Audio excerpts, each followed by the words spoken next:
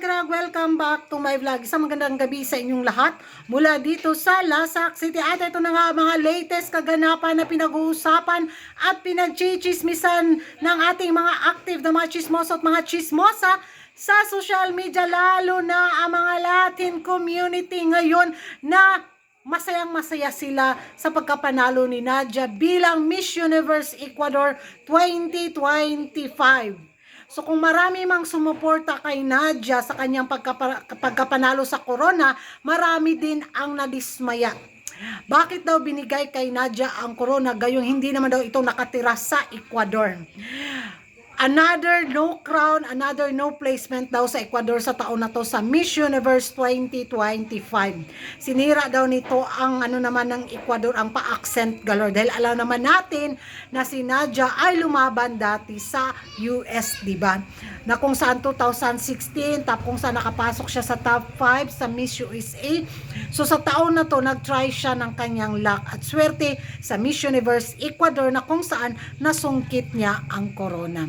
At very dismayado yung iba dahil umuwi lang daw ng Ecuador si Nadia para sumali sa Miss Universe Ecuador at sungkitin ang corona. Napaka-unfair daw nito sa mga ibang kandidata.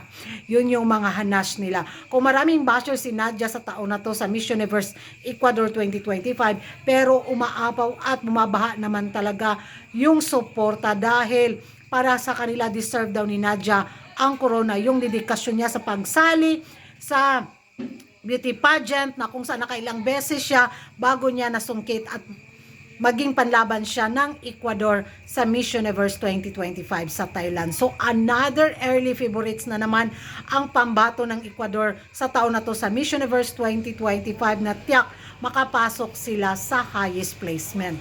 Dahil kung matandaan natin yung naging performance dyan noon sa Miss USA, diba? Ganda din, ganda ng katawan, ang ganda rin ng kandidatang to. So tingnan na lang natin kung mag-align yung tadhana sa kanya, kung may babaguhin ba siya sa kanyang performance, sa kanyang training, di ba? So lalo na akong kinabahan na ako lalo sa maging pambato ng Thailand sa taon na to sa Miss Universe 2025 dahil yung mga kinurunahan ng mga Latin community ay talagang palaban. Doble kayod talaga ang gagawin ng Thailand nito para masungkit nila ang pangatlong corona bilang host country sila. Andyan na naman yung isa sa mga tinik, si Nadia ng Ecuador. Ay, exciting na excite tuloy ako sa laban na to mga karag-karag sa Thailand sa Miss Universe 2025. Ewan ko sa inyo kung magkapareho ba tayo ng reaction. Sa tingin nyo, isa rin kaya itong pambato ngayon ng Ecuador na maging hadlang sa Thailand para masungkit nila ang pangatlong corona? Mag-ingay tayo sa comment section at kung hindi ka pa nakapag-subscribe sa YouTube channel ko, don't forget to like and subscribe ko Ragan Karag and hit the notification bell para updated kayo sa mga latest kaganapan sa mundo ng beauty pageant. And thank you for watching. See you in my next vlog. Bye-bye!